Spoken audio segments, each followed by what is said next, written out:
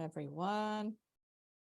We are studying the book Empty Lives, written by the Spirit Joanna de Angelis, and in the psychograph of Divaldo Franco, published by Leal Publisher, which is a very important book for us to start reflecting about ourselves, about our lives, about the changes we need to start promoting in ourselves. And as a consequence, we will make an impact in the lives of others as well. And normally, for most of us, most importantly, to make or to promote these changes that is going to bring more peace, more happiness in the lives of our loved ones as well. So last week, we started this chapter that is called Never Underestimate Love. And we cover half of it for those who were not here or did not watch this presentation. We have in our YouTube channel. And we talked the Never Underestimate Love about the so many disappointments that we are going to be having when we are in a relationship with others. We made it a point to emphasize that this chapter does not only talks about relationships among spouses, partners, but any kind of relationship that we have, relationship with friends, co-workers, in any sector of our life, even in terms of the spiritual life, in our spiritual centers, communities, is about the same thing. We understand that and this is why Joanna de Angelis title, I mean, that's what I think, right? She titled the book and the chapter Never Underestimate Love, because when we go and we suffer any kind of disappointment, we start doubting about the importance of love. Love from others to us, or trying to nourish love in ourselves, in giving love to others, we start questioning about the validity of love. When if we were going to use common sense, we would realize that we are talking and we live because of a breath of love that represents all the creation that God gave to us and that surrounds us. Everything is a manifestation of love. So she talks about the aspect that there is too much selfishness. Normally, people are going to come together more guided by self-interest. And of course, as soon as something better shows up, you have no commitment because there was no real love in the first place. So she asks us, she's inviting us to reflect about it and to not blame the most or the noblest emotion that we have, that is love, that when we are capable of feeling it in a higher level, it means that we are really in the way of spiritual betterment, but to understand the weaknesses that we all as spirits, incarnate or discarnate, because we are spirits, still fail to live this sentiment in its true sense, and therefore we kind of blame the sentiment, we blame love, and we want to rid our lives from that.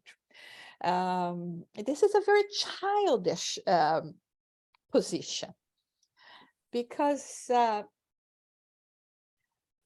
It's like, a stubborn child saying, no, I don't want it anymore.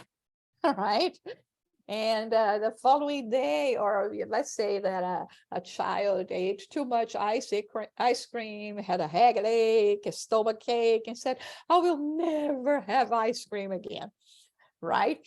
I swear to God, no. So we blame the ice cream, right? We don't blame ourselves because, we ate too much, or because we were not patient enough to, wait for it to soften and not have that, thermal shock in our mouth, right?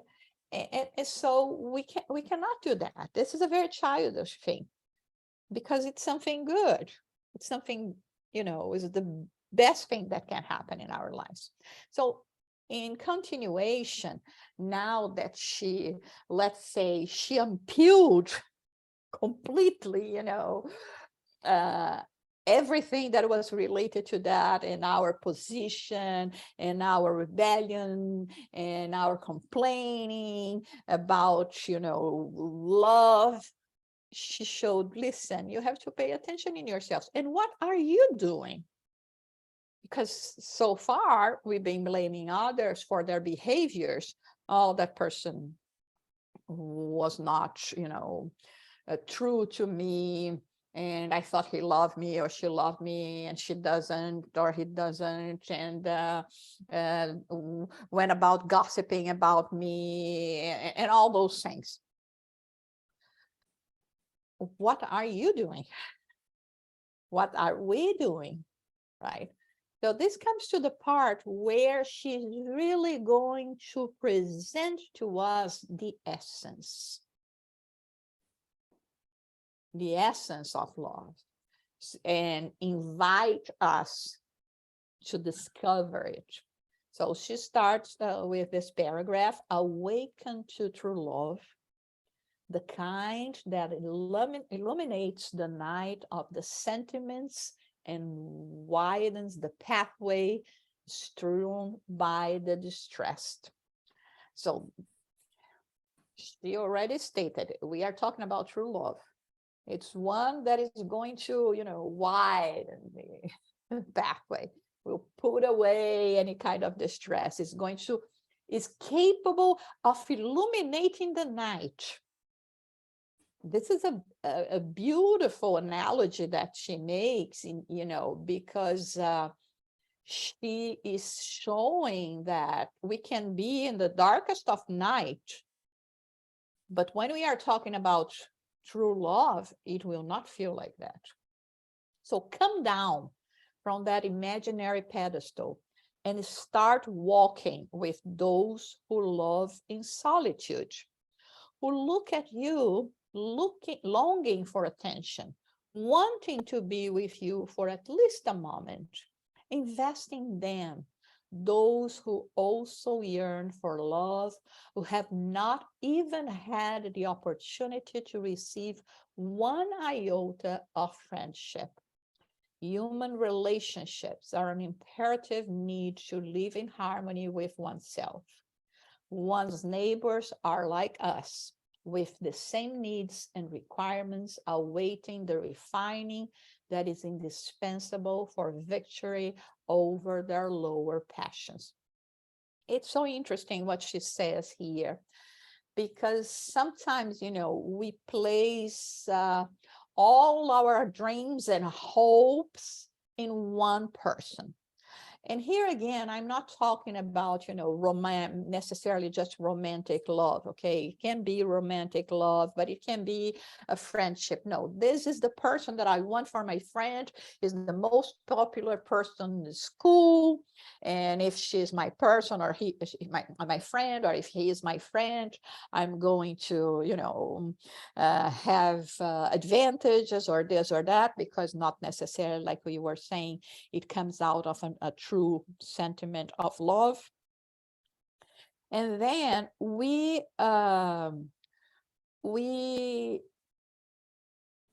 miss out. And there's so many people that, like ourselves at that moment, are alone, are, with this potential of giving through friendship, through love, but we had our mind in one direction and we don't see what it is around, it's around. And many times we want from this person that they will be able to fulfill all our, all this void or this emptiness that we have. And the person cannot do it. Sometimes it's not like this. So while I was reading, I was thinking about that passage from Jesus when he said, do not throw pearls to pigs.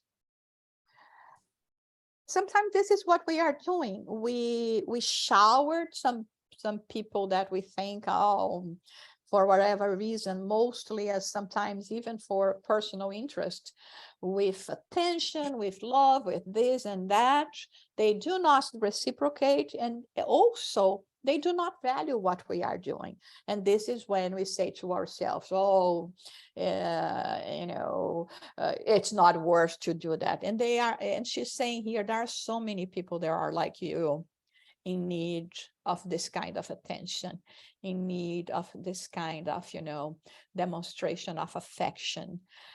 People that do not receive any kind of how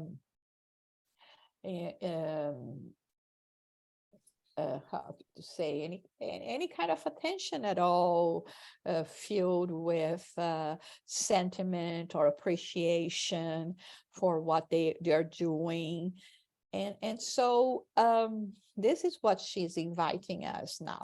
Instead of wasting ourselves, with people that are not paying attention, do not care, do not value, let's go after people that sometimes are closer to us than we think, and give them that. Any comments or questions so far? No? Okay. So let's read a little bit more. You were reborn. She made a statement here, okay? You were reborn on the earth. Full stop, okay? You were reborn on the earth to love, to teach love, to sing love, and to demonstrate the excellence of love.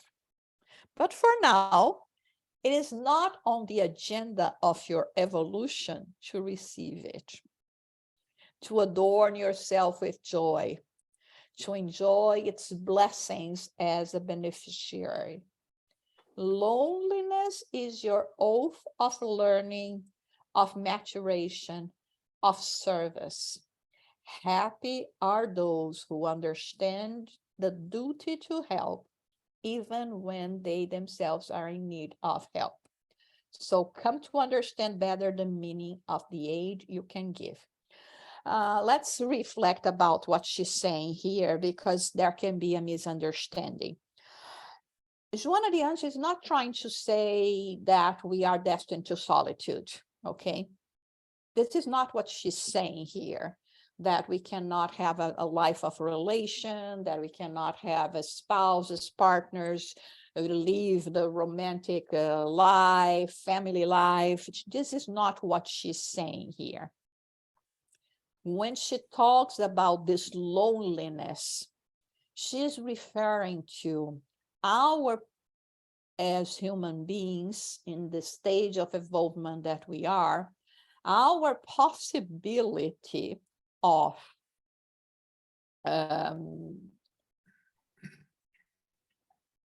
understand the excellence of love, having this emotion as we should, completely disconnect from any kind of self-interest. So we have the selfish love, we have the possession love, we have the partial love, We have the fickle love. We have the love for a few moments or years until it reaches boredom. Uh, but the love that she's talking about here for those like ourselves, that we are trying to move into the direction of living a full life, of really sublimate the emotions that we have, this is still a lonely place. Because not many people, including ourselves, will be able to provide, this clean water. I can offer you water, but the crystal clear water that represents this love that she's talking about, we have to work a lot to remove all the impurities. So far, the love that we are giving to others means I'm giving love as the water filled with impurities, because those impurities is part of who I am. And not necessarily because we are so used to drink, let's say, dirty water. When you receive clear water, when someone is offering you clear water, you will understand or appreciate what it is. Very much like, a perfume, right? You have the diluted one that you shower yourself with, and then you have just the essence.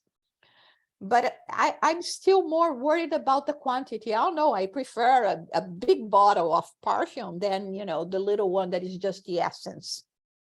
Not knowing that the essence is going to be, is much more precious, and probably is going to last even more than the big one that you have to use in more quantity. So this is what she's talking about. It's not that we are fated to loneliness.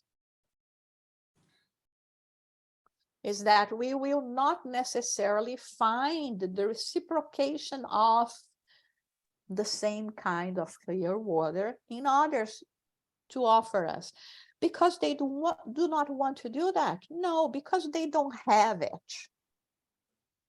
It's not that they are saving it to themselves or to others that are more special.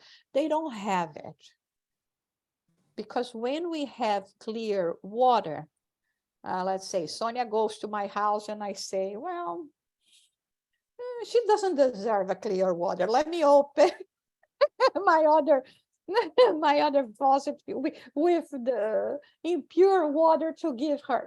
No, I don't have two. I just have one. All of them are going to come from the same source. Of course, I'll give to some that is going to appreciate, that is even capable of reciprocate or not. And I'm going to give to others that are not going to appreciate at all, and to others that are even going to refuse it. So this is why she talks about it. Any comment or questions so far? Yes, this enlightened love she mentioned, we're still learning about what we suppose it's a love. Then it's far from this clear water you mentioned.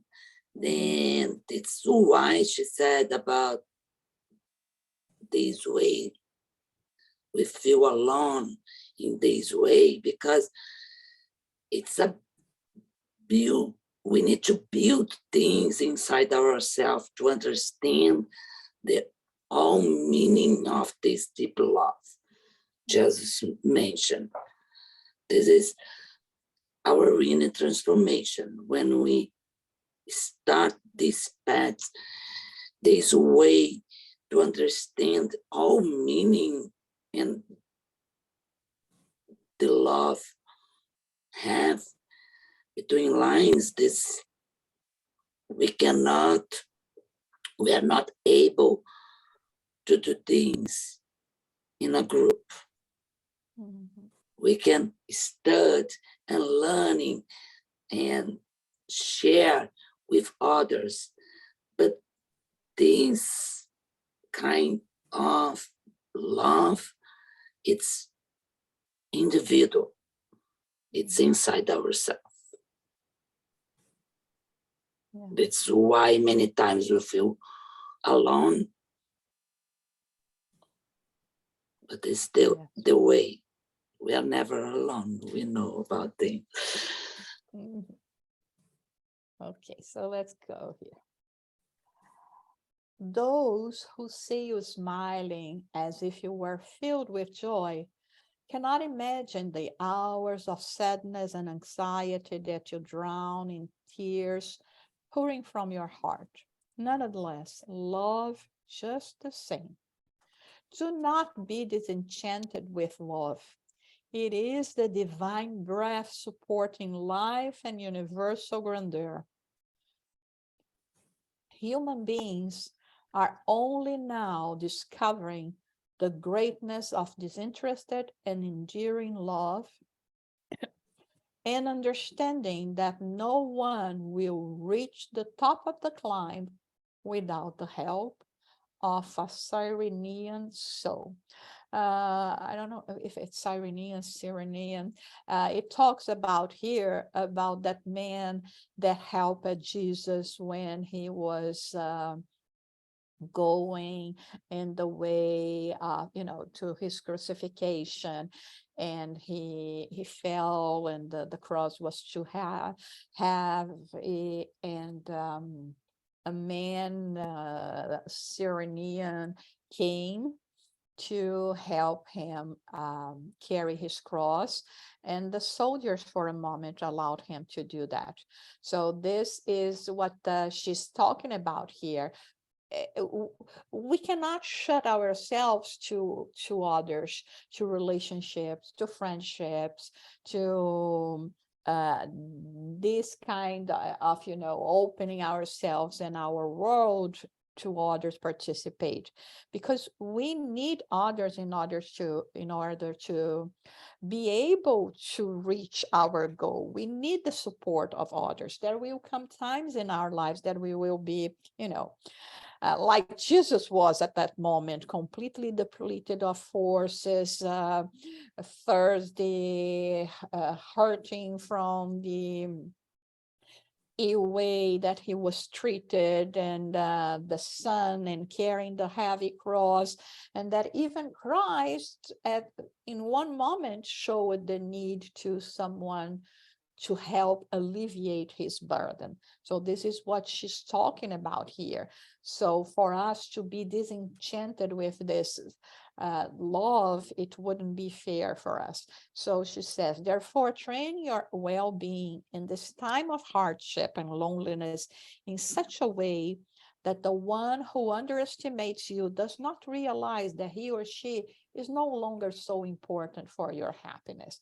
So she is amazing, right? Because she said, oh, I'm not gonna go there. You know what? You're not important for me anymore. I couldn't care less about your presence in my life or not.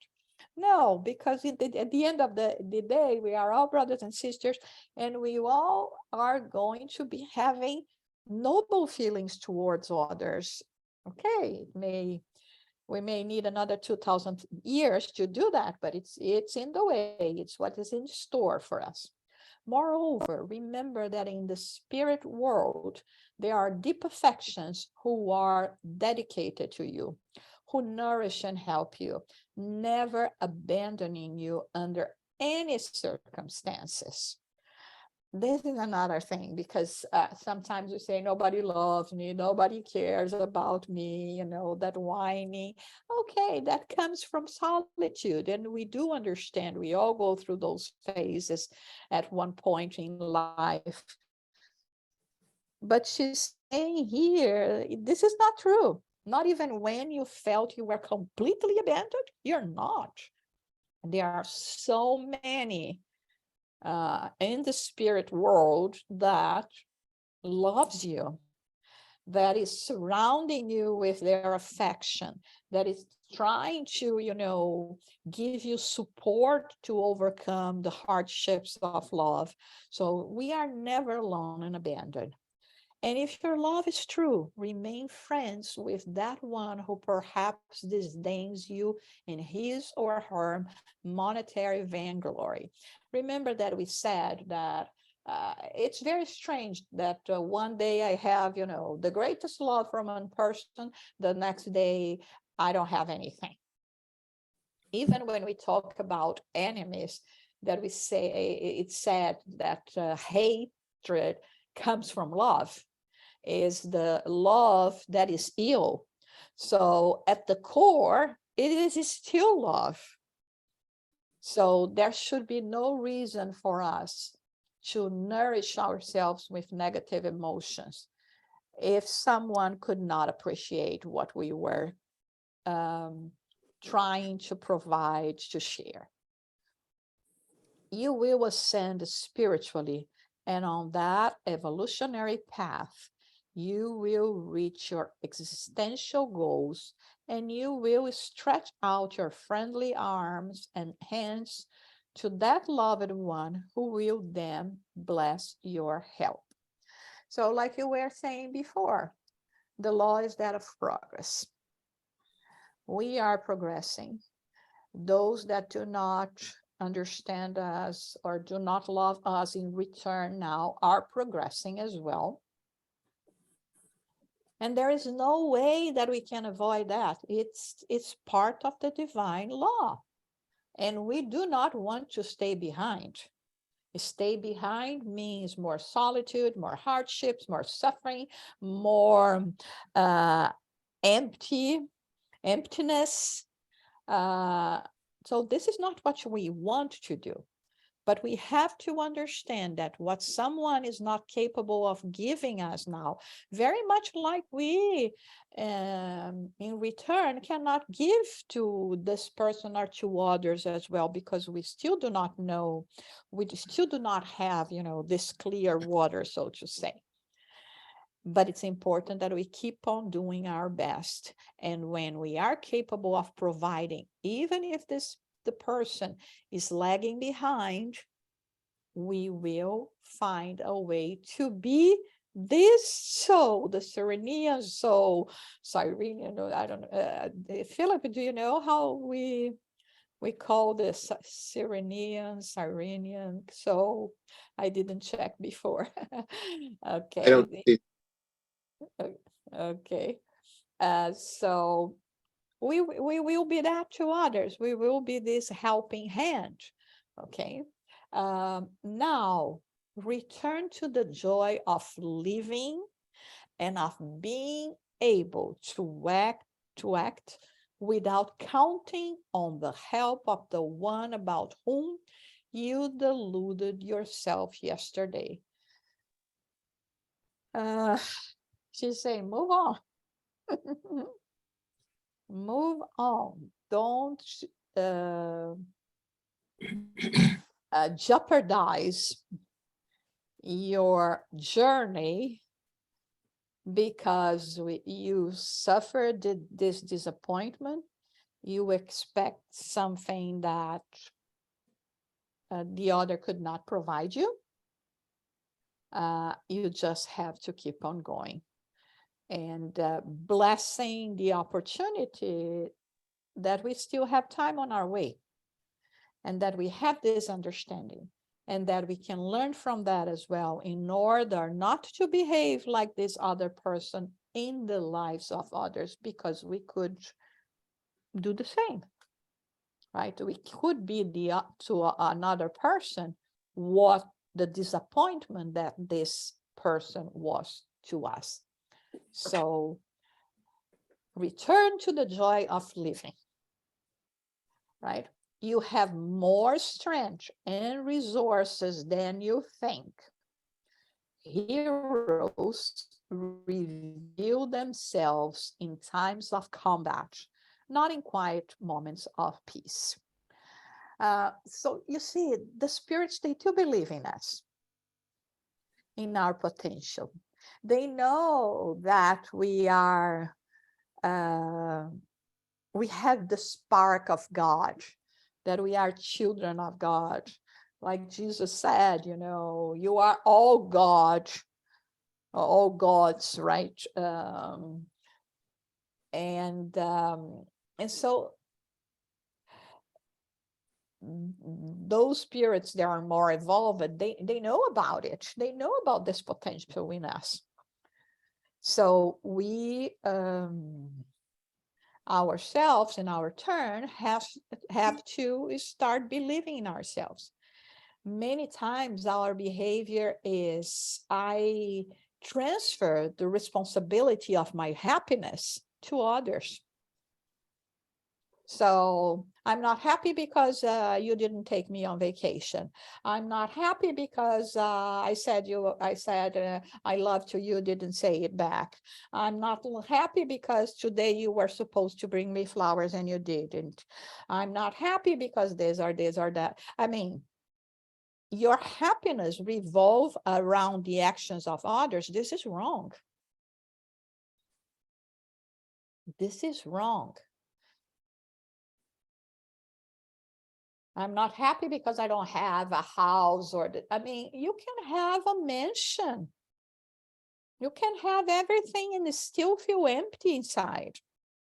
And on the contrary, we will see like a Francis of Assisi or even Jesus laying down on the ground, using a rock as a pillow, eating grass or something, and being completely in peace and connection with love, with God and love. So this is what we have to think about. Our well-being depends on us in lowering our expectations in relation to others and augmenting our expectations in relation to us, because as she says here, you have more strength and resources than you think. And I love this phrase, heroes reveal themselves in times of combat, not in quiet moments of peace. I read the other day, I think, calm waters don't make good sailors. Mm-hmm. Right? I mean, it's not that we are longing for trouble. No, absolutely not. On the contrary, we don't want them. But we have to admit that they will inspire us to come out with solutions that otherwise would remain dormant because we never had the need to access them. So sometimes to be challenged and just to awaken this potential that we have is very important. Any question or comment? Okay, so the final paragraph. Jesus, who is light of the world, tasted of the resulting darkness of being abandoned by almost everyone he loved. Remain confident and gentle toward them to the point of returning after death to continue loving them. Let him love you and continue loving him with selflessness and courage. This is interesting, right? Because when we think about it, Jesus had, 12, closest disciples. According to history, perhaps some brothers and sisters, and then the mother and other friends and relatives. But when he was condemned and crucified, there was only one of the disciples next to him, John,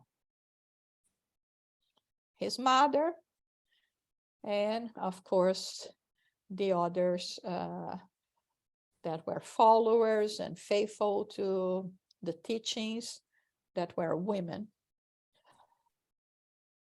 One that betrayed him couldn't deal with the pain and went and decided to commit suicide.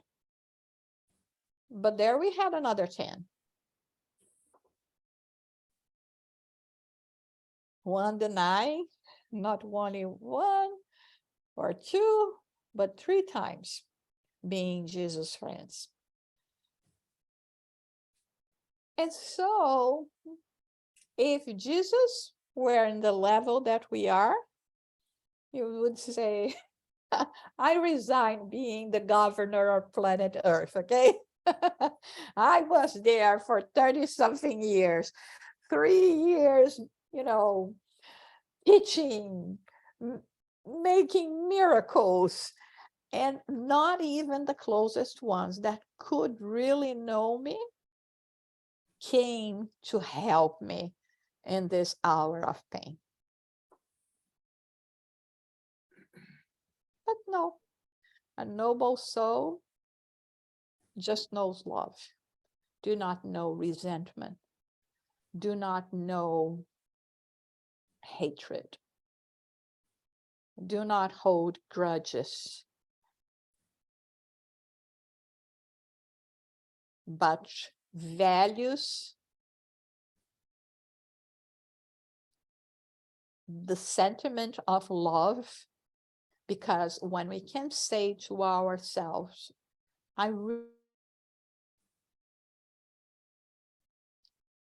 it means that even in the darkest night, I do not need outside lights to illuminate me, to be capable of supporting me, because the inner light result love will be enough.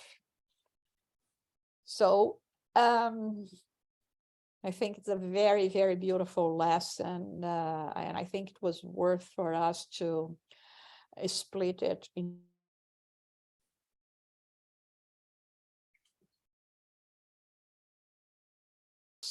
topics. For next week, we are going to have coexistence. Wow, that's going to be an interesting one as well, okay?